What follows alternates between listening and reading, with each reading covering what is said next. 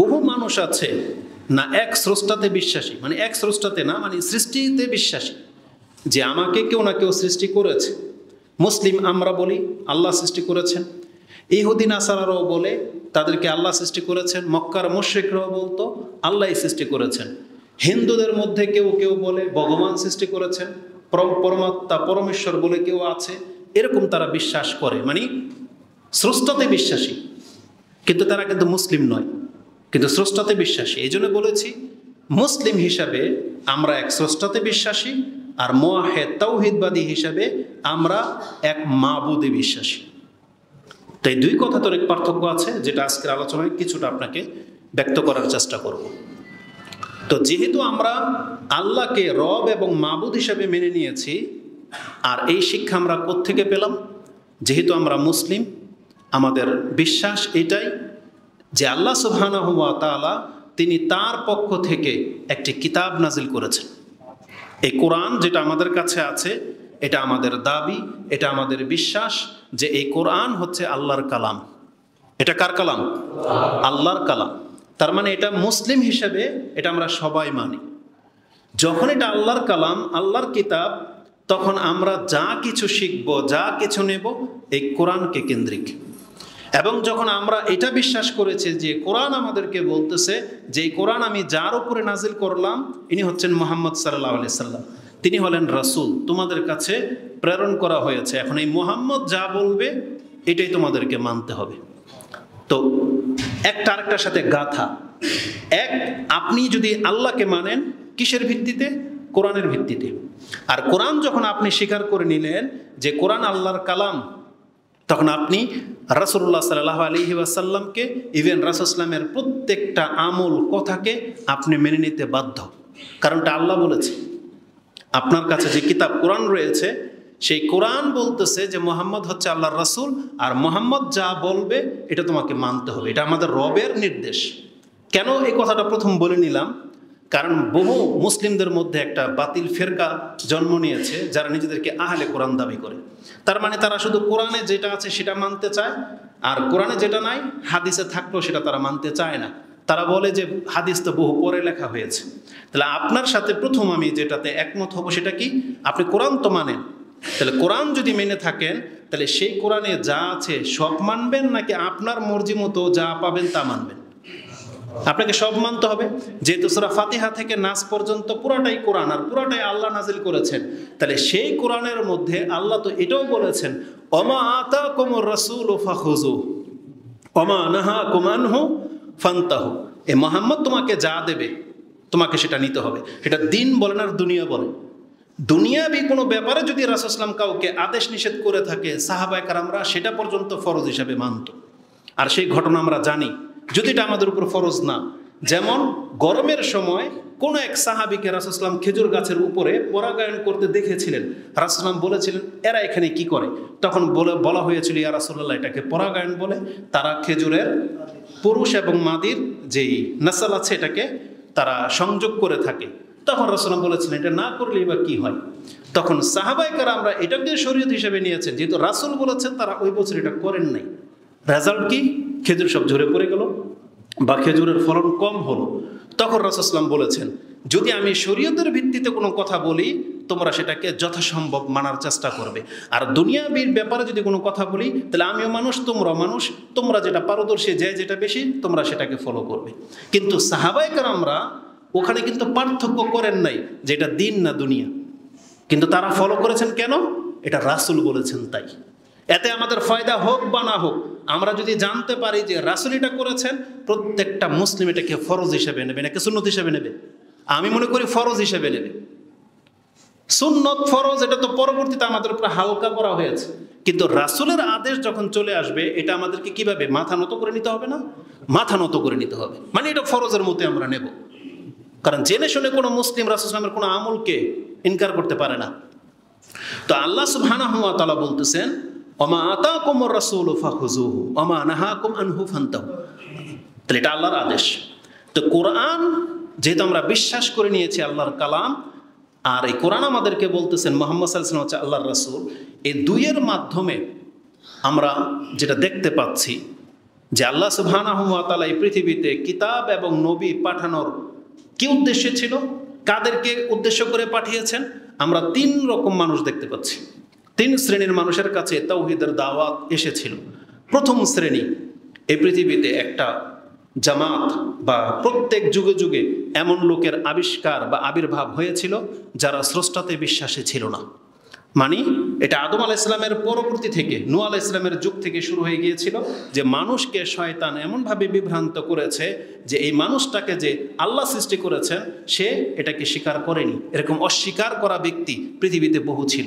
তাদের মধ্যে সবচেয়ে বড় অস্বীকার করা জামাত যেটা ছিল সেটা ছিল ইব্রাহিম আলাইহিস সালামের জাতি। তার বাবা আজর, নমরুদ যেটাকে আমরা বলি, তারা আল্লাহকে অস্বীকার করেছিল যে আমাদের কোনো স্রষ্টা নাই। তারা পুতুলের ইবাদত করত, কিন্তু সরাসরি আল্লাহকে অস্বীকার করত। এটা ছিল আল্লাহকে অস্বীকার করা জাতি, কাফের জাতি। তার থেকেও পরবর্তীতে আরও একজন বড় স্বৈরাচারের জন্ম হয়েছে, সেটা হচ্ছে ফেরাউন। সে শুধু অস্বীকারই করে নাই, বরং নিজেকেই ইলাহ হিসেবে দাবি করেছে। সে বলেছিল, মা আলিমতু লাকুম মিন ইলাহিন গায়রি, আমি জানি না যে আমি ছাড়া এই পৃথিবীতে আর কোনো ইলাহ আছে কিনা। ইলাহ দাবি করেছিল যে আমি সম্মান পাওয়ার হক রাখি। ও শুধু নিজেকে মানে একটা বাদশাহী বলে নাই, ও নিজেকে ইলাহ হিসাবে দাবি করেছিল। মা আলিমতু লাকুম মিন ইলাহিন গায়রি, সে বলেছিল যে আমি ছাড়া ইবাদত পাওয়ার হক রাখে এমন কেউ আছে বলে আমি জানি না। এত বড় কথা বলেছিল যে আয়াতটা আপনি সূরা কাসাসে পেয়ে যাবেন, এবং সূরা নাজিয়াতের মধ্যে যেটা আপনি আমপারাতে পাবেন, তার 24 নম্বর আয়াতে, যেটা 79 নম্বর সূরার 24 নম্বর আয়াতে, তাতে আল্লাহ সুবহানাহু ওয়া তাআলা বলেছিলেন যে ফেরাউন বলেছিল আনা রাব্বুকুমুল আলা, আমি হলাম মহান প্রভু। এত বড় কথা পর্যন্ত বলেছিল ফেরাউন, এবং আল্লাহকে অস্বীকার করেছিল। তো এটা গেল এক শ্রেণী। এই ফেরাউনের চরিত্রের লোক পৃথিবীতে অসংখ্য আছে, আর বর্তমানে এদের সংখ্যা বাড়তেছে। এই যে যতগুলো নাস্তিক যারা ইউটিউবের মধ্যে কথা বলে দেখবেন, এগুলো সব হচ্ছে ফেরাউনের নাসলের লোক। এরা আল্লাহ সুবহানাহু ওয়া তাআলাকে অস্বীকার করতেছে। তাহলে কোরআন আর নবীগণ এসেছেন এদেরকে এই দাওয়াত দেওয়ার জন্য যে তোমাকে একজন সৃষ্টি করেছেন, তিনি হচ্ছেন স্রষ্টা, তার প্রতি ঈমান আনো। তাহলে আল্লাহ সুবহানাহু ওয়া তাআলা এই শ্রেণীর মানুষকে তাওহীদের দাওয়াত দিয়ে নবী রাসূলগণ এবং কোরআন বা আল্লাহর কিতাব পাঠিয়েছেন। দ্বিতীয় আরেক শ্রেণীর মানুষ যারা আল্লাহ সুবহানাহু ওয়া তাআলাকে স্রষ্টা হিসেবে মেনে তো নিয়েছে, যে হ্যাঁ আমাদেরকে কে সৃষ্টি করেছে, একজন স্রষ্টা আমাদেরকে সৃষ্টি করেছেন, এবং সরাসরি আল্লাহকেই তারা চিনে, স্রষ্টা হিসেবে আল্লাহকে চিনে। এদের সংখ্যা নবীদের যুগ থেকে, নূহ আলাইহিস সালামের যুগ থেকে মুহাম্মদ সাল্লাল্লাহু আলাইহি ওয়াসাল্লাম পর্যন্ত এদের সংখ্যা বেশি ছিল যারা আল্লাহকে চিনত। এদের মধ্যে সমস্ত ভাগ, কিন্তু তারা এককভাবে আল্লাহর বান্দা থাকেনি। তারা আল্লাহর সাথে তার সৃষ্টি, তার বস্তুকেও মাবুদ হিসেবে গ্রহণ করে নিয়েছে। মানে যারা শিরিক করেছে, যাদেরকে আমরা মুশরিক বলি, যে মুশরিক হলো যারা আল্লাহকেও মানে, আল্লাহর সাথে আল্লাহর কোনো সৃষ্টিকেও মানে। আল্লাহর কিছু কিছু গুণ তারা ওই সৃষ্টির মধ্যে দিয়ে দিয়েছে। আল্লাহ যেমন সৃষ্টি করার ক্ষমতা রাখে, আল্লাহ যেমন মেরে দেওয়ার ক্ষমতা রাখে, আল্লাহ যেমন লাভ ক্ষতির মালিক, তেমনি তারা যুগে যুগে আল্লাহর অলির নামে, সৎ ব্যক্তিদের নামে তারা আল্লাহর পুত্র বানিয়েছে, অলি বানিয়েছে, বানিয়ে সেগুলোর দিকেও ঝুঁকে গেছে। এদেরকে আমরা বলি মুশরিক, যারা আল্লাহকেও মানে স্রষ্টা হিসেবে, কিন্তু ইবাদতের ক্ষেত্রে এককভাবে আল্লাহকে মাবুদ হিসেবে মানেনি। তারা এখানে খেয়ানত করেছে। আর এদের সংখ্যা সব যুগেই বেশি ছিল। এদের মধ্যেই এদের মধ্যে সমস্ত ইহুদি, এদের মধ্যে সমস্ত খ্রিস্টান, এদের মধ্যে ছিল মক্কার মুশরিকরা, এদের মধ্যে ছিল হিন্দুদের বহু লোক। এখনো হিন্দুদের বহু লোক এক স্রষ্টাতে বিশ্বাসী, কিন্তু পুতুল পূজাও করে। তার চেয়ে আশ্চর্য ব্যাপার হলো এদের মধ্যে অধিকাংশ মুসলিম ঘরের সন্তান জড়িত, যারা এক আল্লাহকে স্রষ্টা হিসেবে তো মানে, কিন্তু এক আল্লাহর জন্য ইবাদত করে না। কিছু কিছু ইবাদত আছে তারা তাদের পীরদের জন্য, মাজার কেন্দ্রিক বা কোনো না কোনো কুসংস্কারে তারা জড়িত। লাভ ক্ষতির মালিক মনে করা হয় সে সাবাবগুলোকে, অথচ সেগুলো হচ্ছে শিরকের অন্তর্ভুক্ত। তাহলে যারা আল্লাহর সাথে অংশীদার সাব্যস্ত করেছে, কোরআন এবং রাসূলগণ এই দুইয়ের মাধ্যমে আল্লাহ তাদেরকে তাওহীদের দাওয়াত দিয়েছেন, এবং আল্লাহ বলেছেন যেভাবে আল্লাহকে স্রষ্টা হিসাবে মানো, ঠিক সেইভাবে আল্লাহর ইবাদত করো, আল্লাহকে মাবুদ হিসেবে গ্রহণ করো, এক মাবুদ হিসেবে গ্রহণ করো। এটা ছিল তাওহীদের দাওয়াত। আর এই দাওয়াতটা রাসূলুল্লাহ সাল্লাল্লাহু আলাইহি সাল্লাম এমনকি অন্যান্য নবীগণও দিয়েছেন, কারণ তারা যে জাতির মাঝে এসেছিল তারা সবাই আল্লাহকে চিনত। মূসা আলাইহিস সালামের জাতীয় আল্লাহকে চিনত, ঈসা আলাইহিস সালামের জাতীয় আল্লাহকে চিনত, এমনকি মুহাম্মদুর রাসূলুল্লাহ সাল্লাল্লাহু আলাইহি সাল্লামের জাতীয় আল্লাহ সুবহানাহু ওয়া তাআলাকে চিনত। এই জন্য তারা আল্লাহকে প্রথমে অস্বীকারী ছিল না, তারা আল্লাহকে খুব ভালো করেই চিনত। তারা যে আল্লাহকে চিনত তারা জ্বলন্ত প্রমাণ। রাসূল ইসলামের জন্ম আগে নাকি তার পিতার জন্ম আগে বলেন?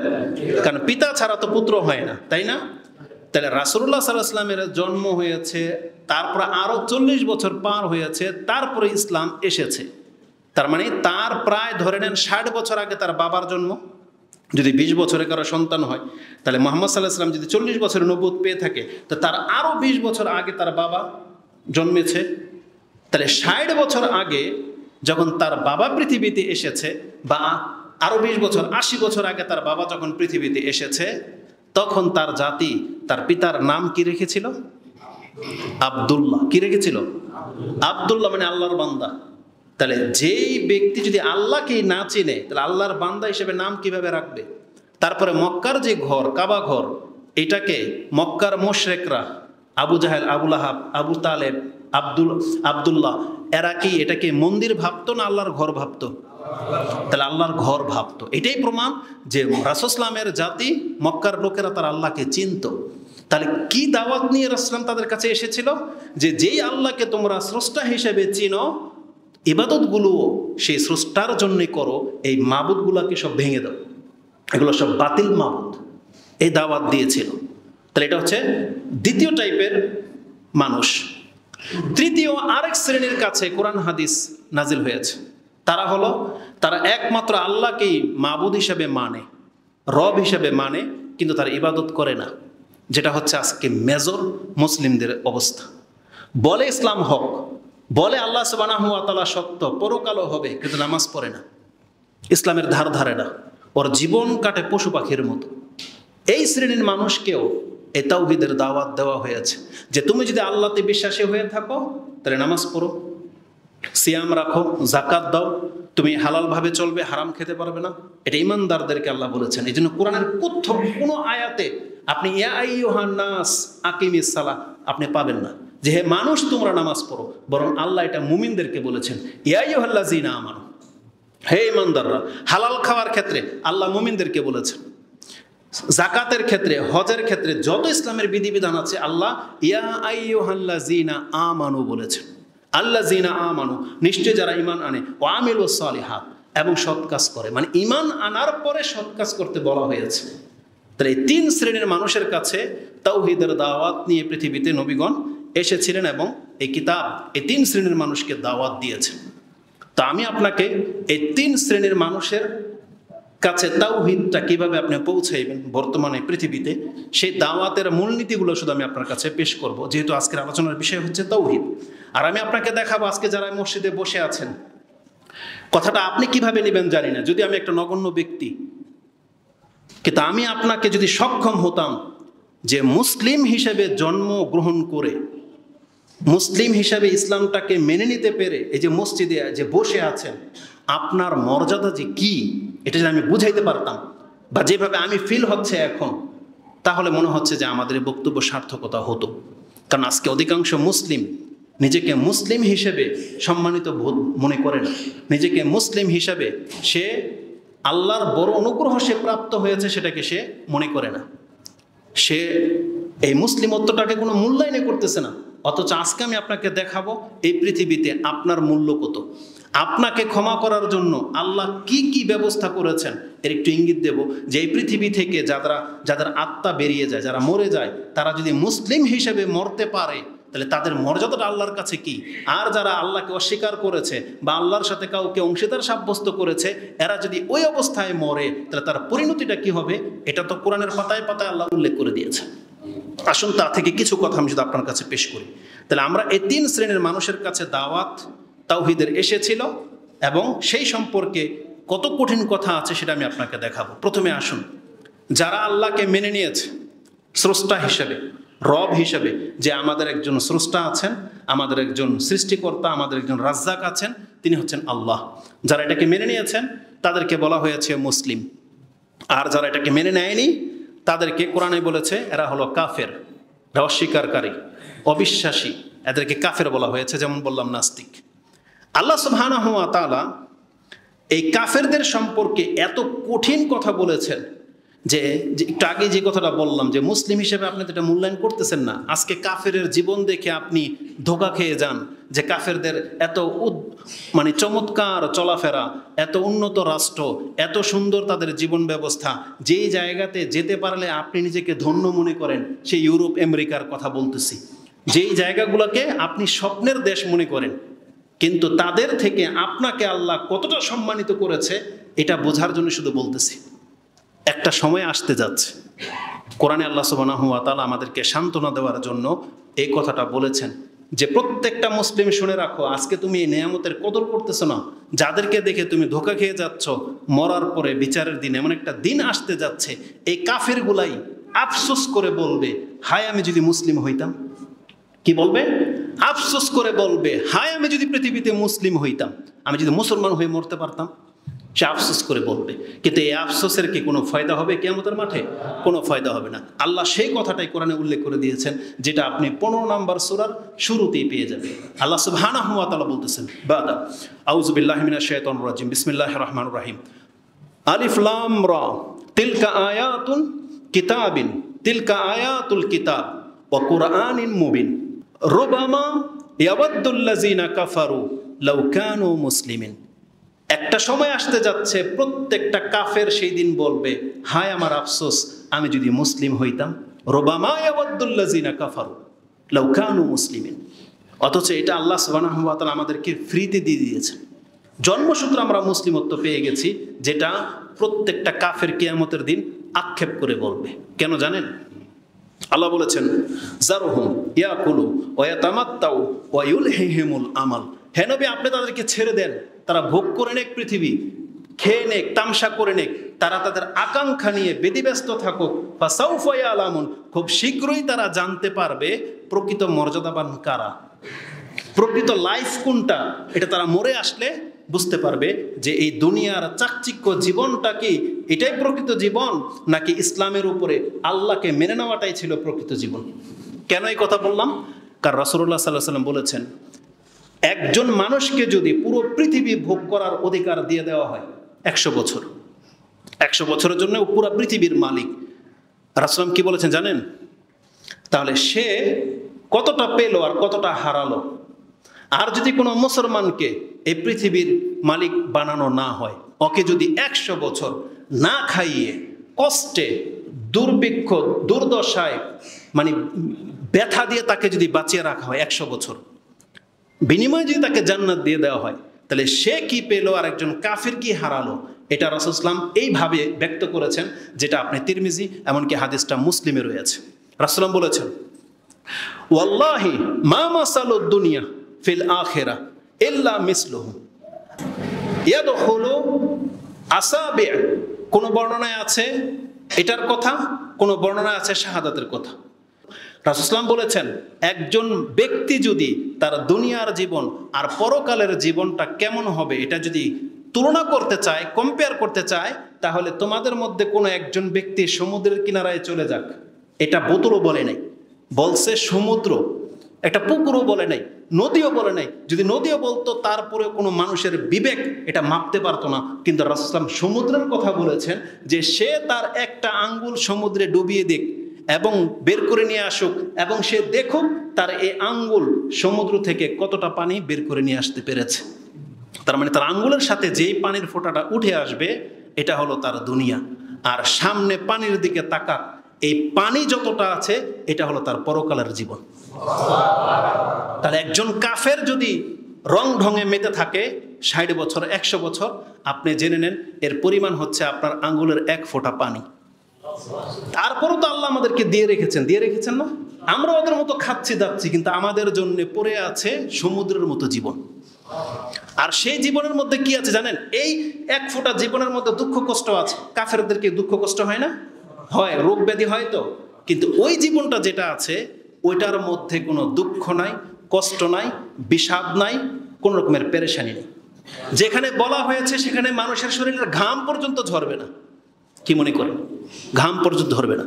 যেখানে সে শুয়ে থাকবে ফল তার মাথার কাছে ঝুলতে থাকবে, এবং যেই ফলটা সে টার্গেট করবে সেই ফলটা নিজে তার হাতে উঠে আসবে। এটা হচ্ছে লাইফ, এটা হচ্ছে মুসলিমদেরকে দেওয়া হবে। তো একটা কাফের খুব চরমভাবে ক্ষতিগ্রস্ত হবে সেই দিন। এই জন্য এই দৃশ্য দেখে একটা কাফের জাহান্নামের আগুন দেখে সে বলবে, রুবামা ইয়াওয়াদ্দুল্লাযিনা কাফারু লাউ কানু মুসলিমিন, যদি আমি দুনিয়াতে মুসলিম হইতাম। কেন? কারণ এটা বিচারের মাঠ থেকে শুরু হয়ে যাবে। আল্লাহ সুবহানাহু ওয়া তাআলা কাফেরদের শাস্তি সম্পর্কে তো বহু কথা বলেছেন, যেটা আমার সময় খুব কম আর আমি খুব দ্রুত কথাগুলো বলতে হবে। কোরআনে আল্লাহ সুবহানাহু ওয়া তাআলা একাধিক আয়াতে পেয়ে যাবেন। তার মধ্যে একটা আয়াত হচ্ছে সূরা আলে ইমরান 3 নম্বর সূরার 91 নম্বর আয়াতটা দেখে নেন।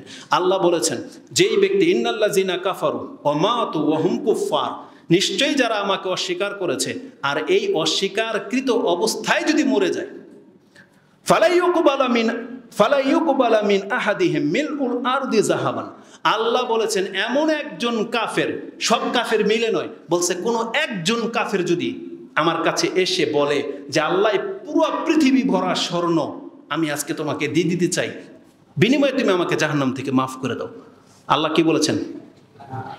আল্লাহ তার কাছ থেকে এটা গ্রহণ করবেন না। আল্লাহ তার কাছ থেকে এটা গ্রহণ করবে না। তার মানে কোনো কাফেরকে কিয়ামতের মাঠে কোনো বদলা দিয়ে তাকে মুক্ত করা হবে না। আল্লাহ সুবহানাহু ওয়া তাআলা কোরআনে বহু জায়গায় এটা বলেছেন, কাফেরদের জন্য কোনো শাফাতকারী নাই, কাফেরদের জন্য কোনো বদলা নাই, কাফেরদের জন্য কোনো সুপারিশ যে করবে বা কোনো যে বন্ধু হয়ে আসবে, এমন কাউকে কিয়ামতের মাঠে কোনো কাফের পাবে না। তা আল্লাহ সুবহানাহু ওয়া তাআলা এই ধরনের কাফেরকে চিরস্থায়ের জন্য জাহান্নামে ফেলে দেবেন। তো যারা অস্বীকার করেছে তাদেরকে ইসলাম দাওয়াত দিয়েছে যে না, তোমরা ইসলাম গ্রহণ করে নাও, আল্লাহকে মেনে নাও, কিন্তু তারা এটা মানেনি। যারা মানতেছে না তারা চরমভাবে বিপর্যস্তের মধ্যে রয়েছে। এই যে কাফের যারা আল্লাহকে মানে নাই, কেন আল্লাহ তাদেরকে কঠিন শাস্তি দেবেন তার একটা চিত্র নিয়ে নেন। কোরআনে আল্লাহ সুবহানাহু ওয়া তাআলা বলেছেন, নিশ্চয়ই কাফের যারা আল্লাহকে অস্বীকার করেছে এরা হলো আল্লাহর সৃষ্টির মধ্যে সবচাইতে নিকৃষ্ট সৃষ্টি। আল্লাহ বলেছেন যে মানুষকে আমি সম্মানিত করে সৃষ্টি করেছি, ও আমাকে অস্বীকার করার কারণে আমার কাছে ওর মান হলো আমার নিকৃষ্ট সৃষ্টির চাইতেও নিকৃষ্ট। আল্লাহ কি বলেছেন? শাররুল বারিয়া। আর একটা শব্দ হচ্ছে খায়রুল বারিয়া। দুইটা শব্দ আছে, বাইয়িনাতের মধ্যে পেয়ে যাবেন। আল্লাহ বলেছেন, ইন্নাল্লাযিনা কাফারু মিন আহলিল কিতাবি ওয়াল মুশরিকিনা উলাইকা হুম শাররুল বারিয়া, নিশ্চয়ই যারা আহলি কিতাবদের এবং মুশরিকদের মধ্য থেকে আমাকে অস্বীকার করলো নবীদের দাওয়াত পাওয়ার পরেও, এরা চিরস্থায়ী জাহান্নামে থাকবে, আর এরা হলো আমার সৃষ্টির একেবারে নিকৃষ্টতম সৃষ্টি। আমরা অনেক সময় এটাকে শুধু কুকুর, বিড়াল, শ্রীগাল, শূকর এগুলো দিয়ে তর্জমা করে থাকি, কিন্তু আপনি জেনে নেন এগুলোর থেকেও নিকৃষ্ট সৃষ্টি আল্লাহর রয়েছে। ওই যে পায়খানার যে পোকাগুলা কিলকিল করে, এই পায়খানার পোকাগুলা কার সৃষ্টি? এটা আল্লাহর সৃষ্টি। আল্লাহ কাফেরকে পায়খানার পোকার চাইতে নিকৃষ্ট বলেছেন। যারা তার স্রষ্টাকে চিনল না, এতটা নিকৃষ্ট তারা, আল্লাহ তাদেরকে চরম শাস্তি দিবেন, চরম শাস্তি। এটা হচ্ছে কাফের। অপরদিকে মুসলিম যারা আল্লাহকে মেনে নিয়েছে স্রষ্টা হিসেবে, যে না আমাকে স্রষ্টা সৃষ্টি করেছে, তার মর্যাদা কি? আল্লাহ সুবহানাহু ওয়া তাআলা বলেছেন এরা হলো খায়রুল বারিয়া ইন্নাল্লাযিনা আমানু। যদি আল্লাহ এখানে ওয়া আমিলুস সলিহাত বলেছেন, সৎকর্ম করেছেন, যে যারা আল্লাহর প্রতি ঈমান এনে সৎকর্ম করে তারা হলো খায়রুল বারিয়া, তারা হলো সৃষ্টির শ্রেষ্ঠ। কি মনে করেন? আল্লাহ সৃষ্টির মধ্যে আল্লাহর আরশ কুরসি পর্যন্ত আল্লাহর সৃষ্টি, জানেন আপনি এটা? আল্লাহ ছাড়া যা কিছু আছে সব কি সৃষ্টি। আর আল্লাহ বলেছেন মুমিন যদি কোনো বান্দা থেকে থাকে যে আল্লাহকে না দেখে বিশ্বাস করে নিতে পেরেছে এবং আল্লাহর জন্য ইবাদত করেছে, ও আমার আরশ কুরসির চাইতেও শ্রেষ্ঠ। কারণ খায়রুল বারিয়া আল্লাহ একেবারে আমভাবে বলেছেন যে সমস্ত সৃষ্টির শ্রেষ্ঠ। এটা হচ্ছে একটা মুসলিমের মর্যাদা। যার ফলে আপনাকে কি বলি যে ফেরাউন, এই যে কাফেররা যে একটা সময় মুসলিম হতে চাইবে, ওই সুযোগ তো কাফেরদের হবে না, কিন্তু আল্লাহ সুবহানাহু ওয়া তাআলা ফেরাউনকে সুযোগ করে দিয়েছিল, কিন্তু ফেরাউন গ্রহণ করেনি। কিন্তু ও ওই কিয়ামতের মাঠে যে মুসলিম হইতে চাইতো, ফেরাউন এটা মৃত্যুর আগেই ওর জবান দিয়ে স্বীকার করে মরেছে। আর আল্লাহ আমাদেরকে এটা জানিয়ে দিয়েছেন যে ফেরাউন যে কথা বললো তোমরা দুনিয়াতে জেনে নাও যাতে তোমাদের একিন হয়ে যায়। ফেরাউন কি বলেছিল? হাত্তা ইজা আদরাকাহুল গারাক, আল্লাহ বলেছেন যখন সে ডুবতে যাচ্ছে তখন বলে কালা আমানতু আন্নাহু লা ইলাহা ইল্লাল্লাযী আমানাত বিহি বানু ইসরাঈল ওয়া আনা মিনাল মুসলিমিন। কি বলেছিল ফেরাউন? আমি মুসলিমদের অন্তর্ভুক্ত। কিন্তু আল্লাহ কি বলেছেন? আল আন ওয়াকাদ আসাইতা মিন ক্বাবলু ওয়া কুনতা মিনাল মুফসিদিন। একটু আগেই না তুমি বিরুদ্ধাচরণ কারী ছিলা এবং ফাসাদকারী ছিলা, একটু আগে। তার মানে এই যে একটু আগে যদিও সমুদ্রে নামার আগে যদি কথাটা বলে নিত আল্লাহ ফেরাউনকে পর্যন্ত ক্ষমা করে দিতেন। কিন্তু ডুবে যাওয়ার সময় তখন বলতেছে লা ইলাহা ইল্লাল্লাহ এবং আনা মিনাল মুসলিমিন। সে নিজেকে মুসলিম বলে দাবি করে মরেছে, কিন্তু কোনো কাজ হবে না। এই জন্য আল্লাহ বলেছেন সময় পার হয়ে গেলে যদি নিজেকে কেউ মুসলিম বলে দাবি করে তার কোনো কাজ হবে না। আর সময় থাকতে যদি কোনো ব্যক্তি আল্লাহর প্রতি ঈমান নিয়ে আসে, ইসলাম তার সমস্ত পাপকে মাফ করে দেবে। এটা অসংখ্য বর্ণনা রয়েছে। একটা ইহুদির সন্তান মরে যাবে, আমরা কয়েক খুতবা দিয়ে মৃত্যু সম্পর্কে আলোচনা করতেছিলাম, তার মধ্যে একটা পর্ব ছিল যে মুমূর্ষ অবস্থায় যদি কেউ লা ইলাহা ইল্লাল্লাহ বলে মরতে পারে তাহলে তাকে আল্লাহ ক্ষমা করে দিবেন। ইহুদির এক ছেলে মুমূর্ষ অবস্থায়, তখন রাসূলুল্লাহ গিয়ে বললেন ইয়া গোলাম কুল্লা আসলিম, তুমি ইসলাম গ্রহণ করো। ফাসলামা, ইসলাম গ্রহণ করে নিল, মানে লা ইলাহা ইল্লাল্লাহ বলে দিল। রাসূলুল্লাহ বলেছেন আলহামদুলিল্লাহিল্লাযী আনকাযাহু মিনান নার, সে আল্লাহর প্রশংসা যে আল্লাহ এখন জাহান্নাম থেকে মুক্ত করে দিলেন। যেই ব্যক্তি ইসলাম গ্রহণ করে নেবে, ইসলাম যে তার অতীতের সমস্ত পাপকে মাফ করে দেবে, এটা বলার আগে মুসলিমের মর্যাদার শানে আরেকটা আয়াত বলি আপনাকে, যেটা আল্লাহ সুবহানাহু ওয়া তাআলা সূরা ফুসসিলাত হামিম সাজদা, যেটা 41 নম্বর সূরা 33 নম্বর আয়াতে কি বলেছেন? ওয়ামান আহসানু কাওলান মিম্মান দাআ ইলাল্লাহ ওয়া আমিলা সালিহান ওয়া ক্বালা ইন্নানি মিনাল মুসলিমিন। আল্লাহ বলেছেন যেই ব্যক্তি আল্লাহর প্রতি ঈমান আনলো, সৎ কাজ করে, মানুষকে আল্লাহর দিকে ডাকে এবং যে প্রকাশ্যে বলে আমি মুসলিম, তার মাথায় টুপি থাকে, তার দাড়ি থাকে, তার ঢিলাঢালা কাপড় থাকে, বেশভূষা দেখলেও তাকে বোঝা যায় মুসলিম, কথা বলতে গেলে বোঝা যায় মুসলিম, লেনদেন করতে গেলে তার আচরণে ডান হাতে দিচ্ছে ডান হাতে নিচ্ছে বোঝা যায় মুসলিম, যার কর্ম দেখে বোঝা যায় মুসলিম। ওয়ানা মিনাল মুসলিমিন প্রকাশ করতে হবে। তাহলে আল্লাহ সুবহানাহু ওয়া তাআলা বলতেছেন এর থেকে উত্তম ব্যক্তি আর কে হতে পারে? তাহলে আল্লাহ সুবহানাহু ওয়া তাআলার কাছে নিকৃষ্ট হচ্ছে কাফের, আর আল্লাহর কাছে উত্তম সৃষ্টি হলো প্রত্যেকটা মুসলিম। আমরা যারা মুসলিম হয়ে আছি, আল্লাহ আমাদেরকে সৃষ্টির শ্রেষ্ঠ বলেছেন, আল্লাহ আমাদেরকে উত্তম বলেছেন, যে যারা মানুষকে আল্লাহর দিকে ডাকে এমন প্রত্যেকটা ব্যক্তি হলো আল্লাহর কাছে সম্মানিত। এটা হচ্ছে মুসলিমের মর্যাদা, যারা আল্লাহকে মেনে নিয়েছিল। আল্লাহ সুবহানাহু ওয়া তাআলা মুসলিমদের শানে এই কথাটা বলেছেন, যার ফলে আল্লাহ সুবহানাহু ওয়া তাআলা আমাদেরকে, দেখেন এটা কিন্তু জুমার খুতবা চলতেছে, এটা জুমার খুতবা। আপনারা যত ব্যস্ততা দেখাবেন আপনাদের আজকের নেকি হারিয়েছেন। আজকের দিনের নেকিটা কি ছিল জানেন? একটু আগেই বলেছি যে আল্লাহ মুসলিমদেরকে ক্ষমা করার জন্য যে কত ব্যবস্থা করেছেন, তার মধ্যে একটা দিন ছিল জুমার দিন। এটা এতটা মর্যাদাপূর্ণ দিন, আমি ব্যক্তি হিসাবে ছোট, কিন্তু এখানে যখন দাঁড়িয়ে গেছি এখন আপনাদের সবার চেয়ে বড়। এখানে যদি যাকে দাঁড় করিয়ে দেওয়া হবে সে তখন বেশি সম্মানিত হয়ে যাবে, তার কথা শুনতে আমরা সবাই বাধ্য। কেন? এই জায়গাটা সবচেয়ে সম্মানিত ব্যক্তির জায়গা। এই জায়গাটা হচ্ছে রাসূলুল্লাহ সাল্লাল্লাহু আলাইহি সাল্লামের, এই জায়গাটা ছিল আবু বকর সিদ্দিক, এই জায়গাটা ছিল ওমর রাদিয়াল্লাহু তাআলা আনহু, উসমান, আলী রাদিয়াল্লাহু তাআলা আনহুমা আজমাইনদের ছিল। এবং সবচেয়ে শ্রেষ্ঠ ব্যক্তিদের জায়গা হচ্ছে এটা। যাকে দাঁড় করাবেন চিন্তা ভাবনা করে দাঁড় করাতে হবে, আর যাকে দাঁড় করিয়ে দিলেন এখন সে যদি কোরআন হাদিস থেকে বলে তার কথা শুনতে আপনি বাধ্য। এটা গেল একটা চ্যাপ্টার। দ্বিতীয়ত হচ্ছে আজকের মর্যাদা ছিল আপনি বাসা থেকে পায়ে হেঁটে আসবেন তাড়াতাড়ি, গোসল যদি করে এসে থাকেন, পায়ে হেঁটে যদি এসে থাকেন, তাড়াতাড়ি যদি এসে থাকেন, যদি যতক্ষণ পেরেছেন সালাত আদায় করে যদি বসে থাকেন, যারা কাছাকাছি বসেছেন খুতবা যদি মনোযোগ সহকারে শোনেন আর নামাজটা পড়ে নিলে আপনার মর্যাদা কি জানেন? আপনার ঘর থেকে এখানে আসতে যত কদম আপনি জমিনে ফেলেছিলেন, প্রত্যেক এক কদমে 1 বছরের তাহাজ্জুদের নেকি, 1 বছরের সিয়াম রাখার নেকি নাগাতার আল্লাহ আপনার আমলনামায় লিখে দেবেন। কিন্তু আপনি লাগু করেছেন, আপনার নেকি হারাবেন। একটু গরম গরম কথা যখন আমি বলতেছি আমার বেশি লাগতেছে, তাই না? তাহলে যার যেটা কাজ বিনা কোনো শব্দে চুপচাপ বসে যান। এটা জুমার খুতবা, এটা জেনে নেন। এটা কখনো কোনো বয়ান আলোচনার মতো নয়, এটা খুতবা চলতেছে, এই কথাটা মাথায় রাখবেন সবসময়। আল্লাহ সুবহানাহু ওয়া তাআলা আমাদেরকে বোঝার এবং সে অনুযায়ী আমল করার তৌফিক দান করুন। তা আমি আপনাকে মুসলিমের মর্যাদাটা বোঝাতে চাচ্ছি। তো যেই ব্যক্তি ইসলাম নিয়ে মরতে পারবে তার ধরে নেন কতটা পাপ আমি দেখাবো, কতটা পাপ। গত সপ্তাহে একটা হালাকার মধ্যে এই বিষয়টা ছিল যে আল্লাহ সুবহানাহু ওয়া তাআলার ক্ষমা এবং দয়া নিয়ে কথা বলবেন। তাতে আমরা যেটা দেখতে পাচ্ছি, কারণ আমরা আমাদের পকেট থেকে দেব না, আমাদের কোরআন হাদিস আমাদেরকে যে মেসেজ দেয় সেটাই আমরা শুধু আপনার কাছে ব্যক্ত করতে পারি। আল্লাহ সুবহানাহু ওয়া তাআলা রাসূল সাল্লাল্লাহু আলাইহি ওয়াসাল্লামের সেই প্রত্যেকটা হাদিস যদি সহিহ হয়ে থাকে, যেটা ইমামগণ তাদের কিতাবে লিপিবদ্ধ করেছেন, এটা আমাদের বিশ্বাস ইনশাআল্লাহ সেই হাদিসগুলো সহিহ, যেটা রাসূলুল্লাহ সাল্লাল্লাহু আলাইহি ওয়াসাল্লাম থেকে তারা কোট করেছেন। আর রাসূল যদি বলে থাকে তাহলে আল্লাহ সুবহানাহু ওয়া তাআলার কথা, মানে রাসূল যেটা বলবে এটা আল্লাহর পক্ষ থেকে, এটা নিজের থেকে বানানো নয়। তাতে আমরা যেটা দেখতে পাচ্ছি, আল্লাহ সুবহানাহু ওয়া তাআলা যেটা আপনি তিরমিজির 3540 নম্বর হাদিস যেটা পেয়ে যাবেন দোয়ার অধ্যায়, আবারও বলতেছি 3540 নম্বর যেটা আপনি পেয়ে যাবেন বাংলা অ্যাপসের হাদিসে, তাতে আল্লাহ বলেছেন, ইয়া ইবনা আদম লাউ আতাইতানি বিকুরাবিল আরদি খাতায়া সুম্মা লাকিতানি লা তুশরিকু বি শাইআন লা আতাইতুকা বিকুরাবিহা মাগফিরা।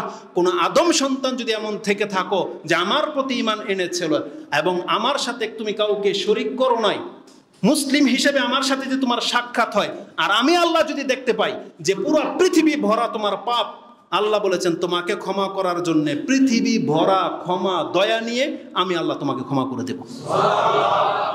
তাহলে একজন মুসলিম আল্লাহ সুবহানাহু ওয়া তাআলার কাছে ক্ষমা পাবে। এই জন্য আল্লাহ সুবহানাহু ওয়া তাআলা বিশেষভাবে আমাদেরকে আদেশ করেছেন, সর্বশেষ আদেশ যেটা কোরআনের ধরে নেন, চূড়ান্ত আদেশ এটা, যেটা রাসূল সাল্লাল্লাহু আলাইহি ওয়াসাল্লামের বিদায় হজের খুতবাতেও বলেছিলেন। আল্লাহ বলেছিলেন, ইয়া আইয়ুহাল্লাযীনা আমানুত্তাকুল্লাহা হাক্কা তুকাতিহ, তোমরা আল্লাহকে ভয় করো যথার্থ ভয়, ওয়ালা তামুতুন্না ইল্লা ওয়া আনতুম মুসলিমুন, আর তোমরা অন্তত পক্ষে নিজের পরিচয়টা যেন মুসলিম হয়, মুসলিম হয়ে তুমি মৃত্যুবরণ করো। এটা আল্লাহ বলেছেন। কেন? রাসূলুল্লাহ সাল্লাল্লাহু আলাইহি ওয়াসাল্লাম তিনি বলেছেন, যেই ব্যক্তি মুসলিম হয়ে মরতে পারবে এটা তার মর্যাদা। আব্দুল্লাহ ইবনে মাসউদ রাদিয়াল্লাহু তাআলা হয়ে হাদিসের বর্ণনাকারী, যেটা আপনি বুখারী এবং মুসলিমে আপনি জিহাদের অধ্যায়ে পেয়ে যাবেন, বিদায় হজের খুতবার মধ্যে পেয়ে যাবেন। রাসূল সাল্লাল্লাহু বলেছেন, ঈমানের অধ্যায়ে আছে হাদিস, রাসূল সাল্লাল্লাহু বলেছেন, আলা তোমরা কান খাড়া করে শোনো, লা ইয়াদখুলুল জান্নাহ ইল্লা নাফসুন মুসলিমাতুন, কোন ব্যক্তি জান্নাতে ঢুকতে পারবে না একমাত্র মুসলিম ব্যক্তি ছাড়া। রাসূল বলছেন একমাত্র মুসলিম ব্যক্তি ছাড়া কোনো ব্যক্তি জান্নাতে ঢুকতে পারবে না। এই জন্য কোনো ব্যক্তি যদি নাজাত চান, তাহলে যে ইসলামের উপরে আপনার জন্ম হয়েছে আপনি সেই ইসলাম মুসলিম পরিচয়ে মরার চেষ্টা করবেন। এটাই থাকবে আমাদের দাওয়াত, এটাই হচ্ছে তাওহীদের দাওয়াত। রাসূলুল্লাহ সাল্লাল্লাহু আলাইহি ওয়াসাল্লাম বলেছেন যে ইসলাম একমাত্র ধর্ম যেটা হক, এটা যার কাছে পৌঁছে গেছে সে যদি স্বীকার না করে ওর নাজাত হবে না। ও যে কোনো ধর্মের উপরে থাকুক না কেন, ইসলাম গ্রহণ না করলে ওর নাজাত হবে না। এই মর্মে কোরআনে যথেষ্ট কিছু আছে। সূরা আলে ইমরানের 19 নম্বর আয়াত, সূরা আলে ইমরানের 85 নম্বর আয়াত, এইভাবে যদি আমি বলতে থাকি অনেক সময় এখানে শেষ হয়ে যাবে। আমি একটু আগে বাড়তে চাচ্ছি। আমাদের দাওয়াত থাকবে এই নাস্তিকদের প্রতি, আমাদের দাওয়াত থাকবে মুনাফিকদের প্রতি এবং এই সমস্ত কাফেরদের প্রতি যারা আল্লাহতে বিশ্বাসী নয়। আমরা এদেরকে বলবো, মরার আগে হলেও তুমি ইসলাম গ্রহণ করে মরো। তোমার জন্য একটা সুসংবাদ আছে, আপনি আপনার পাশের হিন্দুদেরকে, খ্রিস্টানদেরকে, যার সাথে যা রিলেটেড, যারা আল্লাহতে বিশ্বাসী না, পরকালে বিশ্বাসী না, তাকে দাওয়াত আপনি পৌঁছে দিবেন। এটা রাসূল ইসলামের পক্ষ থেকে। রাসূল কি বলেছেন? আমর রাদিয়াল্লাহু তাআলা আনহু যেদিন ইসলাম গ্রহণ করবেন রাসূল ইসলামের কাছে এসেছেন এবং বলছেন, ইয়াবসুত ইয়াদাকা, ইয়া রাসূলুল্লাহ আপনি আপনার ডান হাতটা বাড়িয়ে দেন, ইয়ামিনা আপনার ডান হাতটাকে বাড়িয়ে দেন, ফায়ুবায়িনাকা আমি আপনার সাথে এখন বায়াত করব বা ইসলাম গ্রহণ করব। ফাবাসাতা ইয়াদাহু, রাসূল তার ডান হাতটাকে যখন বাড়িয়ে দিলেন, ফাকাবাতু ইয়াদি আমি আমার হাতটাকে টেনে নিলাম। তখন রাসূল বলছেন, মালাকা ইয়া ওমর, কি হলো তোমার? তখন বলছে, আশতারিতু ইয়া রাসূলুল্লাহ, আমি আপনার সাথে একটা শর্ত করতে চাই। কি শর্ত? আমি যদি এখন ইসলাম গ্রহণ করে নেই তাহলে আমার অতীতের পাপগুলো কি হবে? এটা কি ক্ষমা হবে? রাসূল তার হাতটা ধরে বলতেছেন, আওয়ালাম তুমি কি এটা জানো না, আন্নাল ইসলামা ইয়াহদিমু মা কানা কাবলা, আমর তুমি কি এটা জানো না যে ইসলাম এমন একটা ধর্ম, এটা যেই দিন কোনো ব্যক্তি গ্রহণ করে নেবে, সে যদি তার জীবনের শেষ দিনও হয়, 60-70 বছর পরে গিয়েও যদি হয়, সে যদি ইসলামটা গ্রহণ করে নিতে পারে, ইন্নাল ইসলামা ইয়াহদিমু মা কানা কাবলা, তার অতীতের কত পাপ আছে এটা দেখবে না, ইসলাম সমস্ত পাপকে খেয়ে সাফ করে ফেলবে।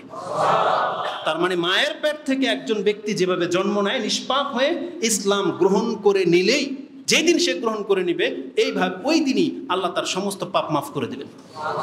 এটা হচ্ছে ইসলাম। এবং আল্লাহ সুবহানাহু ওয়া তাআলা আমাদেরকে সেই দিকে দাওয়াত দিয়েছেন। তাহলে প্রথম তাওহীদের দাওয়াত হলো কাফের, নাস্তিক, মুনাফিকদের প্রতি, তারা যেন আল্লাহর প্রতি ঈমান নিয়ে আসে। এটা হলো তাওহীদের দাওয়াত। এর চাইতে মারাত্মক হচ্ছে দ্বিতীয় গ্রুপ। তার আগে আজকের মূল খুতবার বিষয় বলেছিলাম যে মুসলিমের মর্যাদা শানে, এটা ছুটিয়ে যেতাম, অথচ এটাই ছিল আজকের খুতবার মূল বিষয়। সেটা কি জানেন? আমরা অনেক বক্তব্যে মুসলিমদের মর্যাদা সম্পর্কে কথা বলে থাকি, কিন্তু আজকে এমন একটা মর্যাদা সম্পর্কে কথা বলবো এর আগে হয়তো আপনি শোনেননি, আর হাদিস মুসলিমে রয়েছে। এত একটা কঠিন হাদিস, এটা অনেক নাস্তিকের উপরে চরমভাবে আঘাত লাগবে। অনেক মুসলিম পর্যন্ত হাদিস বোঝে না, কিন্তু জেনে নেন এটা চূড়ান্ত হক। আল্লাহ সুবহানাহু ওয়া তাআলা আমাদেরকে ক্ষমা করার জন্য কত কি ব্যবস্থা করেছেন, তার মধ্যে একটা ব্যবস্থা শুনে আপনি আশ্চর্য হয়ে যাবেন। সেটা হলো, যারা এই পৃথিবী থেকে আল্লাহর প্রতি বিশ্বাস নিয়ে মরতে পারবে, যে পরিচয় হচ্ছে মুসলিম, সে আল্লাহতে বিশ্বাসী, আল্লাহ একে ক্ষমা করার জন্য যতগুলো পদক্ষেপ নিয়েছেন, যেমন একটা পদক্ষেপ হলো দুনিয়াতে যদি সে তওবা করে নেয় তার পাপ মাফ। রাসূল সাল্লাল্লাহু আলাইহি ওয়াসাল্লাম কারোর জন্য যদি দোয়া করে থাকে তাকে আল্লাহ মাফ করে দিয়েছেন, সে যদি তওবা করে নেয় মাফ। আমাদের অনেকের দ্বারা যখন আমরা ছোট ছোট পাপগুলো করি, ওযু করলে পাপ ঝরে যায় কিনা? পাপ ঝরে যায়। এই নামাজ পড়লে পাপ ঝরে যায়। রাসূল বলছেন আসসালাওয়াতুল খামসা ওয়াল জুমআতু ইলাল জুমআ ওয়া রামাদানু ইলা রামাদানা মুকাফফিরাতুম মা বাইনাহুন্না ইজতানাবাল কাবায়ের। এটা মুসলিমের তাহারাতের অধ্যায়ে 440 নম্বর হাদিস আপনি পেয়ে যাবেন। তাহলে 5 ওয়াক্ত নামাজ আপনার মাঝখানের পাপগুলো যদি মাফ করে দেয়, এটা একটা কাফারার ব্যবস্থা। সিয়াম মানুষের পাপকে মাফ করে দেয়। বড় বড় অপরাধের কারণে আল্লাহ বলেছেন সিয়াম রাখো, তোমার পাপ মাফ হয়ে যাবে। যেমন কেউ কসম করেছে, কসম পুরা করতে পারে না, তাকে কসম থেকে ফিরতে হলে কি করতে হবে? হয় 10 জন মিসকিনকে খাদ্য দিতে হবে, যার টাকা পয়সায় নেই। আল্লাহ বলছে তুমি 3টা সিয়াম রেখে নাও, তার পাপ মাফ হয়ে যাবে। তার মানে আল্লাহ মুসলিমদেরকে মাফ করার জন্য এই ব্যবস্থাগুলো করেছেন। উপরন্তু আল্লাহ সুবহানাহু ওয়া তাআলা বিপদ আপদ দেন, রোগ ব্যাধি, কষ্ট, দুঃখ, টাকা হারিয়ে যাওয়া, কেউ আপনাকে গালি দিয়েছে, কষ্ট করেছে, উষ্টাকে ব্যথা পেয়েছেন, প্রত্যেকটা আঘাত যা মুসলিমের গায়ে লাগে তার বিনিময়ে তার পাপ ঝরে যায়, তার বিনিময়ে তার মর্যাদা উঁচু হয়ে যায়। এটা হচ্ছে দুনিয়া। তারপরে এই সমস্ত বিপদ আপদ দিয়ে যদি তার পাপ কিছু বাকি থেকে দেয়, আল্লাহ বলেছেন যে মৃত্যুর যন্ত্রণা দিয়ে তার পাপকে মাফ করা হবে। যদি মৃত্যুর যন্ত্রণার পরেও কারো পাপ বাকি থাকে তাহলে কবরে কিছু শাস্তি পাবে, কিন্তু জাহান্নামে ফেলার আগে আল্লাহ কি করেছেন দেখেন। তারপরে হাসরের মাঠের কিছু কষ্ট আছে, এটার মাধ্যমে আল্লাহ অনেক পাপীকে মাফ করে দেবেন। তারপরও যদি কোনো পাপ বাকি থেকে যায় কোনো মুসলিমের, তাকে একটা চমৎকার আজকের যে বিধানটা বলবো সেটা হচ্ছে এই, রাসূল সাল্লাল্লাহু বলেছেন জাহান্নামে ফেলার আগে আল্লাহ একজন মুসলিমের বিনিময়ে একজন কাফেরকে জাহান্নামে পেশ করা হবে, যে আমার এই বান্দাকে ছেড়ে দাও, তুমি কাফেরকে নিয়ে নাও। কি মনে করেন? জীবনে মনে শোনেন নাই? এটা এমন একটা কথা জেনে নেন। বিচার শুরু, এইদিকে সব কাফের দল, এদিকে মুসলিমের দল। বিচার যখন শুরু হবে, জাহান্নামে যখন ফেলা হবে, এখন মুসলিম পাপের কারণে আটকে গেছে। একটা হাদিসের বর্ণনা হলো তার পাপ যদি পাহাড় সমান হয়ে যায়, এমন একজন পাপীকে নিয়ে আসা হবে, ওকে জাহান্নামে ফেলার আগে আল্লাহর পক্ষ থেকে বলা হবে যে একে এর বদলা স্বরূপ নিয়ে নাও। এই মুসলিমের বদলা স্বরূপ একটা ইহুদি অথবা একটা খ্রিস্টানকে পেশ করা হবে যে একে ফেলা হোক, আমার এই বান্দাকে ছেড়ে দেওয়া হোক। এটা করবেন। এবার আসুন আপনাকে হাদিসটা বলি, তারপরে ডিটেলস ব্যাখ্যা আমি আপনাকে বলতেছি। গতকালকে এটা পোস্ট করার পর অনেকে বোঝেনি হাদিসটা কি, বলছে ব্যাখ্যা করেন। আমি বলছি আজকে খুতবার মধ্যে সেটার ব্যাখ্যা করা হবে। প্রথমে হাদিসটা নিয়ে নেন। হাদিস বর্ণনা করেছেন ইমাম মুসলিম, তার 50 নম্বর অধ্যায় কিতাবুত তাওবা। তাতে তিনি, যেটা আমাদের হাদিস ফাউন্ডেশনের বাংলা অ্যাপসের মধ্যে এবং আল হাদিস অ্যাপসের মধ্যে বাংলা যেটা পেয়ে যাবেন, নাম্বার হচ্ছে 6904, 6905। এটা হচ্ছে মুসলিমে। মুসনাদ আহমদে হাদিসটি 19485 রয়েছে। মুসলিমে যে বর্ণনাটি আছে, আবু মুসা আশআরী কালা কালা রাসূলুল্লাহ সাল্লাল্লাহু আলাইহি ওয়াসাল্লাম ইযা কানা ইয়াউমুল কিয়ামা, যখন বিচারের মাঠে বিচার শুরু হবে, দাফা আল্লাহু আযজা ওয়া জাল্লা ইলা কুল্লি মুসলিমিন ইয়াহুদিয়ান আও নাসরানিয়ান ফায়াকুল, এবং বলা হবে হাজা ফিকাকুকা মিন্নার। একজন মুসলিমের কাছে একজন ইহুদি অথবা একজন খ্রিস্টানকে এনে বলা হবে যে এটা হচ্ছে তোমার জাহান্নাম থেকে বাঁচার কাফারা, এটা হবে তোমার জাহান্নাম থেকে বাঁচার ফিদিয়া। তার মানে তুমি এই ফিদিয়াটা জাহান্নামে দিয়ে দাও, তুমি মুক্ত হয়ে যাবে। কি মনে করেন? আল্লাহর পক্ষ থেকে একটা ইহুদি একটা খ্রিস্টানকে নিয়ে আসা হবে এবং বলা হবে তুমি ওকে জাহান্নামে ফেলে দিয়ে তুমি জান্নাতে চলে যাও। ওর পাপগুলো এই ইহুদি নাসারার উপরে দেয়া হবে। কত মানে কিভাবে নেবেন আপনি হাদিসটি? হাদিস মুসলিমে আছে, যেটা অস্বীকার করার কোনো অবকাশই আপনার নাই। দ্বিতীয় আরেকটা হাদিস নিয়ে নেন, এটাও মুসলিমে আছে, যেটা ৬৯০৫ এবং মুসনাদে আহমদে হাদিসটি ১৯৪৮৫ রয়েছে। আবু মুসা আশারী তিনি বলেন, ক্বালা রাসূলুল্লাহ সাল্লাল্লাহু আলাইহি ওয়াসাল্লাম, লা ইয়ামুতু মুসলিমুন, এমন কোন মুসলিম নাই যে মরে যাওয়ার পরে তার সাথে কি ঘটে, মুসলিমুন ইল্লা আদখালাল্লাহু আযজা ওয়া জাল্লা মাকানাহু আন-নারা ইয়াহুদিয়ান আও নাসরানিয়ান। যখন কোনো মুসলিম ব্যক্তি মারা যায়, যারা আল্লাহর সাথে শিরিক করে না, মুসলিম ব্যক্তি কিন্তু পাপ আছে, ও যেদিন মরে যাবে ওর বিকল্প হিসাবে আল্লাহ হয় একজন কাফের মানে হয় ইহুদি অথবা একজন খ্রিস্টানকে আল্লাহ জাহান্নামের ফয়সালা করে দেন। মুসলিমের বদলে একটা জাহান্নামীর জন্য, মানে এ তো জাহান্নামে যেত, কিন্তু ওর বদলা আল্লাহ একজন খ্রিস্টান অথবা এক ইহুদিকে রেডি করে রাখেন যে ও জাহান্নামে যাবে, ও না, বদলা হিসাবে। ফিকাক মানে তোমাকে এটা কাফারা হিসাবে একে দিয়ে দেওয়া হলো। এখন এটাকে বোঝার জন্য যেহেতু ব্যাখ্যা জানতে চেয়েছেন, এটা কিভাবে হতে পারে, কোরআনে আল্লাহ সুবহানাহু ওয়া তাআলা বলেছেন, লা তাজিরু ওয়াজিরাতুন উযরা উখরা, কিয়ামতের মাঠে কেউ কারো বোঝা বহন করবে না। তারপরে সূরা, এটা ৬টা আয়াতে আছে, যে আয়াতটা এখন বললাম এটা কোরআনে ৬ জায়গায় আছে। তার মধ্যে একটা হচ্ছে বনি ইসরাইল, একটা হচ্ছে ১৭ নম্বর সূরা পাবেন আপনি, এটা ১৭-১৮ নম্বর আয়াতে, বা ১৫-১৬ থেকে পড়লে পেয়ে যাবেন। সূরা আনআম ৬ নম্বর সূরার একেবারে শেষের দিকে আছে। তারপরে এইভাবে সূরা নাজমের মধ্যে আছে, এভাবে ৬ জায়গায় আছে লা তাজিরু ওয়াজিরাতুন উযরা উখরা। তারপর আল্লাহ সুবহানাহু ওয়া তাআলা সূরা বাকারাতে বলেছেন, তোমরা সেই দিনকে ভয় করো, ওয়াত্তাকু ইয়াওমান, ওখানে আদল কথাটা আছে, শাফাতের কথা আছে, যে আল্লাহ সুবহানাহু ওয়া তাআলা বলেছেন সেই দিনকে ভয় করো যেই দিন কেউ কারো বোঝা বহন করবে না। সেই দিন এই কাফেরদেরকে বলা হয়েছে তোমরা ভয় করো বনী ইসরাইলের লোকেরা, তোমাদের পক্ষ হয়ে কেউ শাফাত করতে আসবে না, আর তোমাদেরকে বদলও দেওয়া হবে না। তাহলে ওই আয়াতগুলো হচ্ছে কাফেরদের জন্য। আল্লাহ বলেছেন কাফেরদের জন্য কোনো সাহায্যকারী নেই, আল্লাহ বলেছেন কাফেরদের জন্য কোনো সুপারিশ চলবে না, আল্লাহ বলেছেন কাফেরদের জন্য কোনো বদল চলবে না। আর এই প্রত্যেকটা জিনিস মুসলিমদের জন্য। কাদের জন্য?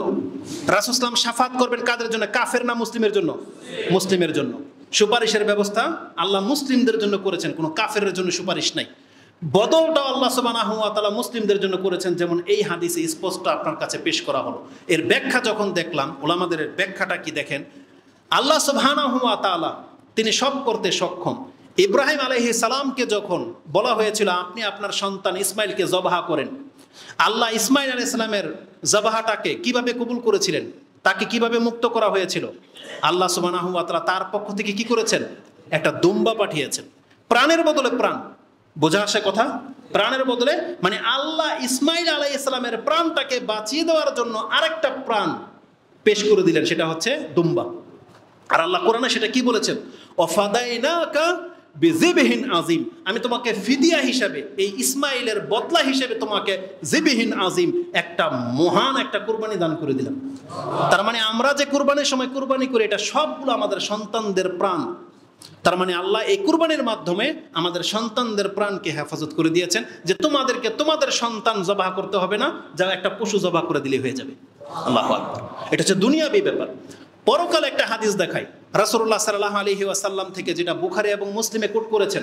রাসূলুল্লাহ বলেছেন, মা মিনকুম মিন আহাদিন ইল্লা মাকাদাহু মিনান নারি আও মাকাদাহু মিনাল জান্নাহ, তোমাদের মধ্যে এমন কোনো ব্যক্তি নাই যার ঠিকানা জান্নাতেও নাই, যার ঠিকানা জাহান্নামেও নাই। তার মানে প্রত্যেক ব্যক্তির একটা জায়গা জাহান্নামে করা আছে, একটা জায়গা জান্নাতে করা আছে। এটা সমস্ত মানুষের। আল্লাহ সুবহানাহু ওয়া তাআলা যেই সমস্ত কাফেরদের জন্য জান্নাত বানিয়ে রেখেছেন, সে জান্নাতটাকে কি করবেন? ফেরাউনের একটা জান্নাত ছিল, আবু জাহেল, আবু লাহাব, প্রত্যেকটা বড় বড় কাফেরদের জন্য আল্লাহ বড় বড় জান্নাত প্রস্তুত করে রেখেছেন। কারণ আল্লাহ মানুষের জন্য জান্নাত বানিয়েছেন, জিনদের জন্য। এখন এরা তো সেই জান্নাতে যেতে অস্বীকার করলো, যাবে না জান্নাতে। তাহলে ওই জায়গাগুলো কি করা হবে? সুবহানাল্লাহ। চমৎকার একটা হাদিস আপনি পেয়ে যাবেন, কোরআনের আয়াতও আছে সূরা মুমিনুনের মধ্যে, যেখানে বলা হয়েছে কাদ আফলাহাল মুমিনুন, বলা আছে না, আল্লাযীনা হুম ফি সালাতিহিম খাশিউন। শেষের আয়াতটা কি? উলাইকা হুমুল ওয়ারিসুন আল্লাযীনা ইয়ারিসুনাল ফিরদাউসা হুম ফিহা খালিদুন। আল্লাহ পাঁচ ওয়াক্ত নামাজীদেরকে বলেছেন আমি নামাজীদেরকে জান্নাত দেব, এই কথা আল্লাহ বলে নাই। আল্লাহ বলছে আমি ওদেরকে জান্নাতুল ফেরদৌস ওয়ারিস হিসেবে দেব, ওয়ারিস হিসেবে। তার মানে এটা আপনার কর্মের, এটা কামাইয়ের ফল না, এটা ওয়ারিস সূত্রে আপনি পেয়ে যাবেন। কিভাবে সেটা ওয়ারিস হবে? ওই কাফেরদের সম্পত্তিগুলো আল্লাহ জান্নাতীদেরকে ওয়ারিস হিসেবে দিয়ে দিবেন, যেটার ব্যাখ্যা আপনি পেয়ে যাবেন ইবনে মাজার সর্বশেষ হাদিস। হাদিসের নাম্বার আমার সাথে মিলুক বা না মিলুক, ইবনে মাজার কিতাব নেন, সর্বশেষ হাদিস, একবারে সর্বশেষ হাদিস। তাতে কি আছে জানেন? রাসূলুল্লাহ সাল্লাল্লাহু আলাইহি ওয়াসাল্লাম বলেছেন, প্রত্যেকটা কাফের যখন মারা যাবে তাদের সেই জায়গাগুলোকে আল্লাহ মুসলিমদেরকে ওয়ারিস হিসেবে দান করে দিবেন। তাহলে জান্নাত যে জায়গাটা খালি পড়ে থাকবে ওটা যদি কাফেরের বদলা হিসেবে মুসলিম পেতে পারে, তাহলে এই মুসলিমেরও তো একটা জায়গা কোথায় ছিল?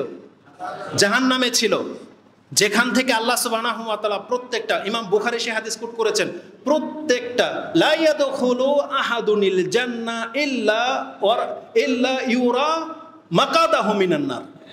আল্লাহর রাসূল সাল্লাল্লাহু আলাইহি ওয়াসাল্লাম বলেছেন, তোমাদের মধ্যে কোনো ব্যক্তিকে জান্নাত দেওয়া হবে না যতক্ষণ পর্যন্ত তোমার জাহান্নামের ঠিকানাটা তোমাকে না দেখানো হবে। লিয়াজদাদু শুকরান, কেন দেখানো হবে? যাতে করে আপনি আরো অন্তর থেকে আলহামদুলিল্লাহ বলেন। একজন ব্যক্তি যখন দেখবে আমি এই জাহান্নামে ছিলাম আর আল্লাহ আমাকে মুসলিম ঘরের জন্ম দিয়ে, আল্লাহ সুবহানাহু ওয়া তাআলা আমাকে মুসলিম ঘরে পাঠিয়ে এবং আল্লাহ আমাদেরকে হেদায়েত করে এই জাহান্নাম থেকে মুক্ত করেছেন, যেটা অনেক কাফেরের নসিবে হয় না, তখন সে অন্তর থেকে বলবে আলহামদুলিল্লাহ রাব্বিল আলামিন। লিয়াজদাদু শুকরান, রাসূল সাল্লাল্লাহু আলাইহি ওয়াসাল্লাম বলেছেন। আর প্রত্যেকটা কাফেরকে জাহান্নামে ফেলার সময় তাকে জান্নাতের ঘরগুলো দেখিয়ে দেওয়া বলা হবে, এটা তোমার জান্নাত ছিল, তোমার কর্মের কারণে আজকে তুমি এই জাহান্নামে যেতে হয়েছে। তো এখানে ফিদিয়া হয়। তো উলামাদের ব্যাখ্যা হলো, ওই জাহান্নামের মধ্যে এই যেই জায়গাটাতে মুসলিমের ছিল এটা কোনো একটা কাফেরকে দিয়ে দেওয়া হবে, মুসলিমকে সেখান থেকে উদ্ধার করে জান্নাত দিয়ে দেওয়া হবে। এইভাবে বদল পেশ করা হবে, মানে এটাকে বলা হয় কাফফারা। আমরা বলি না এটার কাফফারা কি? তাহলে কাফফারা স্বরূপ আল্লাহ সুবহানাহু ওয়া তাআলা একজন ইহুদি এবং খ্রিস্টানকে প্রস্তুত করে রেখেছেন। শেখ ওসাইমিন রাহিমাহুল্লাহকে যখন এই প্রশ্ন করা হয়েছে, তিনি বলেছেন, আপনি কি সেই হাদিস ভুলে গেছেন? আদম আলাইহিস সালামকে কি বলবেন আল্লাহ সুবহানাহু ওয়া তাআলা? হে আদম, তোমার সন্তানদের মধ্যে 1000 জনের মধ্যে 999 জনকে জাহান্নামে ফেলো, একজন শুধু জান্নাতি। সেই দিন কি হবে রেজাল্ট? সেই দিন প্রত্যেক যুবক বৃদ্ধ হয়ে যাবে। রাসূল সাল্লামকে জিজ্ঞাসা করা হয়েছে সাহাবায়ে কেরামরা, ইয়া রাসূলুল্লাহ, আমাদের উপায় কি হবে? তখন রাসূল সাল্লাম বলেছেন, তোমাদের উপায় হলো এটাই, ওই 999 জন হচ্ছে কাফের ইয়াজুজ মেজুজ, আর একজন হবে মুসলিম। কি মনে করেন? তার মানে 1000 জনের একটা টিম তৈরি করা হবে, যার মধ্যে থাকবে 999 জনই হচ্ছে আল্লাহর নাফরমান, ইয়াজুজ মাজুজ, কাফের, দাজ্জাল, আর একজন থাকবে মুসলিম। যেভাবে রাসূল বলেছেন, যেভাবে একটা কালো গরুর মধ্যে একটা সাদা পশম থাকে অথবা একটা লাল গরুর মধ্যে কালো পশম থাকে, যেটা যেমন দেখা যায়, আমার প্রত্যেকটা উম্মাহ বা মুসলিমকে এইভাবে চিনা যাবে এবং তাকে উদ্ধার করে দেওয়া হবে। এটা হচ্ছে তাওহীদের বর্ণনা, তাওহীদের। তো এটা ছিল আজকের খুতবার মূল মেসেজ। আচ্ছা, আমি মাত্র একটা পয়েন্টে আছি, সময় অনেক বেশি ওভার হয়ে গেছে। তাহলে আমাদের মুসলিম ভাইদের প্রতি এটা আমাদের দাওয়াত থাকবে যে দেখেন, আপনি আল্লাহতে বিশ্বাসী হন, এই বিশ্বাসটা যেন আপনার অন্তর থেকে কেউ ছিনিয়ে নিতে না পারে। দুনিয়ার কোনো ঝামেলা, দুনিয়ার কোনো চাকচিক্য আপনার অন্তরে যেন অন্তত এই ওয়াসওয়াসাটা শয়তান দিতে না পারে যে আসলেই কি আল্লাহ আছে, আসলেই কি পরকাল হবে। আপনি এই ধোঁকা খেয়ে যেন না। কারণ আমাদের কাছে প্রশ্ন আসে বিধায় আপনাদেরকে বললাম যে নাস্তিকদের, আপনি যখন জানবেন এই লোকটা নাস্তিক, আপনি ওকে হেদায়েত করতে যাবেন না। ওই নাস্তিকের পেজে আপনি ক্লিক করবেন না, নাস্তিকের কোনো কিতাব আপনি পড়বেন না, নাস্তিকের কোনো বক্তব্য আপনি দেখবেন না। যদি দেখেন তাহলে আপনি নিজের পায়ে নিজে কুড়াল মারলেন। এটা কোনো মুসলমানদের জায়েজ নাই, যেটা বাতিল। যেখানে আমরা বলতেছি একটা কবর মাজার পূজারী যে স্পষ্ট শিরিক করে, দেওয়ানবাগে বলেন, মাইজবান্ডারি বলেন, আটরশি বলেন, যতগুলো ভণ্ডা আছে, তাদেরকে দেখার পরে আপনি তাদের বক্তব্য দেখেন, এটা তো যেমন আমরা নিষেধ করতেছি, সেখানে একটা নাস্তিক কাফের বক্তব্য আপনি কিভাবে দেখবেন? কিভাবে দেখবেন? এটা কোনো মুসলমানদের জন্য জায়েজ নাই। আপনার ঈমান বাঁচাতে হলে আপনি নাস্তিক কাফের থেকে বেঁচে থাকেন, তাদের বক্তব্য শোনাটা আপনার মোটেও উচিত নয়, মোটেও উচিত নয়। ওই মারিফতি গান শুনে দেখবেন যে মমতাজে কি বলে, এটা কোনো মুসলমানদের জন্য জায়েজ নাই। ওর দেখা মাত্র ক্রস মেরে দিতে হবে যে আমার এই সাইট না। আর যাকে চিনেন না, হ্যাঁ, প্রথমবার শুনে নেন যে হক কথা বলে কি বাতিল, হক হলে মেনে নেন, বাতিল হলে ক্রস মেরে দেন। যদি আপনি ঈমান বাঁচাতে চান, বাতিলের কোনো কথা শোনা যাবে না, বাতিলের সাথে কোনো আতাত চলবে না, বাতিলের সাথে কোনো ওঠা বসা চলবে না। তো আজকে আমরা এই বক্তব্যটা কেন আপনার কাছে পেশ করেছি? আজকে মুসলিমদের সাথে ফিলিস্তিনে যা ঘটতেছে, আপনি ধোঁকা খেয়ে যেন না। যারা ইসলামের উপরে থাকবে তাদের সফলতা এই দুনিয়াতেও আছে, ইনশাল্লাহ পরকালও আছে। আর যারা কাফের, মুসলিমরা সবসময় কাফেরদের উপরে অত্যাচার করবে। এক্ষেত্রে ভিন্ন অ্যাঙ্গেলের একটা কথা বলিনি, যারা মনে করে যে আমরা এই ব্যাপারে কিছু বলি না, আমরা কাদের বিরুদ্ধে বলবো? আমরা ফিলিস্তিনকে নিয়ে নয়, আমরা বাংলাদেশকে নিয়ে ভীত, বাংলাদেশকে নিয়ে ভয়ে আছি, আপনাদেরকে নিয়ে ভয়ে আছি। কারণ আল্লাহ সুবহানাহু ওয়া তাআলা কোরআনে কি বলেছেন জানেন? সূরা বনী ইসরাইল 17 নম্বর সূরা, সম্ভবত 58 নম্বর আয়াতটা আপনি দেখে নেবেন। 58 আল্লাহ বলছেন, ওয়া ইম মিন কারিয়াতিন ইল্লা নাহনু মুহলিকুহা ক্বাবলা ইয়াউমিল কিয়ামা আও মুআযযিবুহা আযাবান শাদীদা। আল্লাহ বলেছেন, কিয়ামতের পূর্বে পৃথিবীর এমন কোনো জনপদ নাই যেটা আমি হালাক না করে দেব অথবা কঠিন শাস্তি না দেব। আপনি দেখতে পাচ্ছেন যে মুসলিমদেরকে দিয়ে আল্লাহ শুরু করেছে। মায়ানমারের মুসলিমরা মার খেলো, ইন্ডিয়ার মুসলিমরা মার খেয়েছে, চায়নাতে মুসলিমরা মার খেয়েছে, প্রত্যেকটা জায়গার মুসলিমরা মার খেয়েছে। যেখানে আল্লাহর পবিত্র একটা ভূমি ফিলিস্তিন, সেখানকার মুসলিমদেরকে আল্লাহ পর্যন্ত লাঞ্ছিত করে ছেড়ে দিয়েছে। তাহলে বাংলাদেশ কি ফিলিস্তিনের চাইতে বেশি পবিত্র? বেশি পবিত্র না। আমরা কি তাদের চাইতে বেশি সৎ? না। উপরন্তু আমরা আল্লাহর কোনো কাজ করি না, কোনো কাজ করি না। তার মানে কি আল্লাহ আমাদেরকে ছেড়ে দেবে? আমরা তো রাসূলের দেশের জন্ম না, আমরা তো রাসূলের দেশের জন্ম, রাসূলের বংশেরও না, আমরা কুরাইশও না। তারপর আল্লাহ আমাদেরকে কেন বাঁচিয়ে রেখেছেন? এটা আল্লাহর একান্ত দয়া, এটা আল্লাহর অনুগ্রহ। আল্লাহ আমাদেরকে কিছুটা সময় ছাড় দিয়েছেন, আযাব আসার আগেই। হতে পারে কিছু মানুষ তওবা করে ফিরে আসবে। তাহলে আল্লাহ কতদিন পরে আমাদের উপরে আযাব পাঠাবে সেটা আমরা জানি না। তো আমাদের মুসলিম ভাইদের উপরে এটা আমাদের মেসেজ থাকবে, দেখেন আমরা তওবা করে ফিরে আসি। আসুন আমরা 5 ওয়াক্ত সালাত হই, আমরা যারা হারাম খাই হারাম খাওয়াটা ছেড়ে দিই, এক আল্লাহকে ডাকি, আল্লাহর কাছে দোয়া করি, আল্লাহ যেই বিপদ তুমি অন্যান্য মুসলিমদের উপরে চাপিয়ে দিয়েছো, আল্লাহ তাদেরকে উদ্ধার করো, এবং এই বিপদ যেন আমাদের মুসলিমদের উপরে না আসে, আল্লাহ তুমি আমাদেরকে নিরাপত্তা দান করো। আকুলু লিকাউলি হাযা আস্তাগফিরুল্লাহ লি ওয়া লাকুম ওয়া লিসাইরিল মুসলিমিন ফাস্তাগফিরু ইন্নাহু হুয়াল গফুরুর রাহিম। আলহামদুলিল্লাহি রাব্বিল আলামিন ওয়াসসালাতু ওয়াসসালামু আলা আশরাফিল আমবিয়া ওয়াল মুরসালিন নবিয়ানা মুহাম্মাদিন ওয়া আলা আলিহি ওয়া সাহবিহি আজমাইন ওয়া বাদ। ক্ষমা দৃষ্টিতে দেখবেন, সেটা হচ্ছে যেহেতু সময় ওভার হয়ে গেছে, আমি মাত্র এক শ্রেণীর মানুষ নিয়ে কথা বলেছি। আরেক শ্রেণীর মানুষ, যেটা আমাদের মধ্যে সবচেয়ে বেশি, আমাদের মধ্যে এখানে কোনো কাফের নাই, এই সমাজে কোনো কাফের বসবাস করে না, কিন্তু আমাদের সমাজে মুশরিক আছে, যারা আল্লাহর সাথে শিরিক করে, যারা শিরকি ধ্যান ধারণা রাখে, যারা জবান দিয়ে শিরকি কথা উচ্চারণ করে। আপনি সাবধান হয়ে যান।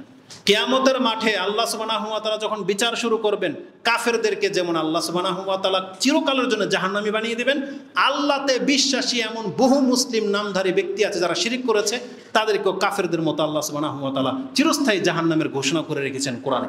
এবং আল্লাহ সুবহানাহু ওয়া তাআলা সূরা ফুরকান 25 নম্বর সূরার 23 নম্বর আয়াতে বলেছেন, ওয়া কাদিমনা ইলা মা আমিলু মিন আমালিন ফাজআলনাহু হাবাআম মানসুরা। আল্লাহ বলেছেন, আমি কতক ব্যক্তির ইবাদতের কাছে যাব যারা অঢেল ইবাদত করেছে, কিন্তু শিরিক থাকার কারণে আল্লাহ বলছেন আমি তার ইবাদতগুলোকে একেবারে বিক্ষিপ্ত ধূলিকণায় পরিণত করে দেব, কোনো অস্তিত্ব আল্লাহ রাখবে না। এবং আল্লাহ সুবহানাহু ওয়া তাআলা এমন মুশরিক ব্যক্তিকেও বলবে, তুমি কি মনে করো যদি তুমি দুনিয়ার মালিক হয়ে যাইতা, সমস্ত স্বর্ণ ভরা, তাহলে তুমি কি আজকে জাহান্নামের আগুন থেকে বাঁচার জন্য এগুলো দিয়ে দিতাম? তখন প্রত্যেকটা মুশরিক এই কথাই বলবে যে আল্লাহ, আমি তা দিয়ে দিতাম। কিন্তু আল্লাহ কি বলেছেন জানেন? আমি তোমার কাছে এর চেয়ে সহজ বিষয় চেয়েছিলাম, কি? যখন তুমি আমার প্রতি ঈমান আনো, আমার সাথে শিরিক করো না। এটা আল্লাহ চেয়েছিলেন যে তোমরা শিরিক করো না, অন্তত মুসলিমরা। এই জন্য আমরা যেমন আল্লাহর প্রতি ঈমান এনেছি, এটা আমাদের তাওহীদের দাওয়াত। দেখেন আমরা জবানে, কর্মে, বিশ্বাসে শিরিক কি জিনিস এটাকে জানার চেষ্টা করব এবং